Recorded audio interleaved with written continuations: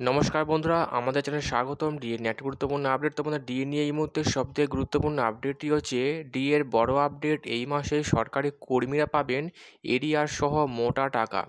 তো বন্ধুরা, ডিএ সংক্রান্ত আপডেটটি নিয়ে আমরা স্টেপ বাই স্টেপ আলোচনা করব। তো অবশ্যই আপনারা ভিডিওটি স্কিপ না করে অবশ্যই পুরোটা দেখবেন। তো তার আগে বলে রাখি, যে সকল বন্ধুরা আমাদের চ্যানেলে নতুন, আমাদের চ্যানেলটির পাশে সাবস্ক্রাইব বাটন, সাবস্ক্রাইব করার পর পাশে যে বেল আইকন সেটিও প্রেস করবেন। লেটেস্ট ভিডিও আপডেটগুলি সবার আগে পেয়ে যাবেন। দেখে নেব আজকে ডিএ সংক্রান্ত গুরুত্বপূর্ণ আপডেটটি।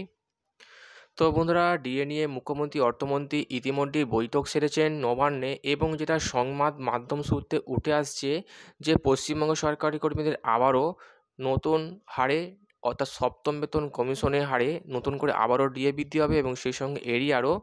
তো বন্ধুরা, আমরা বহুদিন ধরে দেখে আসছি পশ্চিমবঙ্গের সরকারি কর্মীরা এখনও পর্যন্ত আন্দোলন চালিয়ে যাচ্ছেন, এবং যেখানে কলকাতা হাইকোর্ট থেকে বলা হয়েছিল সমস্ত সরকারি কর্মীদের বকেয়া ডিএ মিটিয়ে দেওয়ার জন্য, কিন্তু সেই রায়কে অগ্রাহ্য করে সুপ্রিম কোর্টের দ্বারস্থ হয়ে রাজ্য, এবং যেখানে যুক্তি খাড়া করে যে হাইকোর্টের রায় মেনে ডিএ দিতে গেলে একটা মোটা পরিমাণ অঙ্কের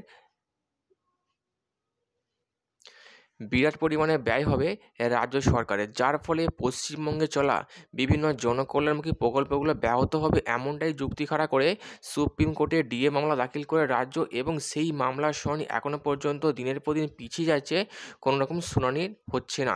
এর ফলে এক প্রকার হতাশ হয়েছেন পশ্চিমবঙ্গ সরকারি কর্মীরা, কিন্তু তারা আবারও সংগ্রামী যৌথ মঞ্চের মাধ্যমে নতুন করে আন্দোলন করার চিন্তাভাবনা শুরু করেছেন, এবং এই আন্দোলন যাতে দমানো যায় এবং এই আন্দোলন যাতে না হয় সেই কথা মাথায় রেখে, এবং সামনে ভোট আসছে সেইটাকেও মাথায় রেখে নতুন করে আবারও ডিএ মিটিং শুরু করেছেন মুখ্যমন্ত্রী অর্থমন্ত্রী, এবং রাজ্যে অর্থ ভাঙার সম্পর্কে অর্থমন্ত্রীর কাছ থেকে রিপোর্ট পাওয়ার পরই এমনটাই চিন্তা ভাবনা মুখ্যমন্ত্রীর।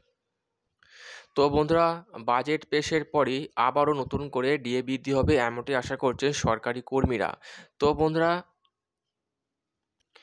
ডিএ বৃদ্ধি করে সরকারি কর্মীদের মনকে শান্ত করার উদ্দেশ্যেই এই ডিএ বৃদ্ধি, এমনটাই মনে করছেন বিশেষজ্ঞ মহল। তো বন্ধুরা, সংবাদ মাধ্যম সূত্রে এই আপডেটটি উঠে এসেছিল।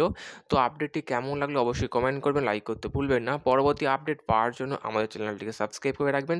থ্যাংক ইউ বন্ধুরা ভিডিওটি দেখার জন্য। এবং চলতি মাসেই সরকারি কর্মীদের অ্যাকাউন্টে ঢুকছে বর্ধিত হারে ডিএ, খুবই গুরুত্বপূর্ণ আপডেট।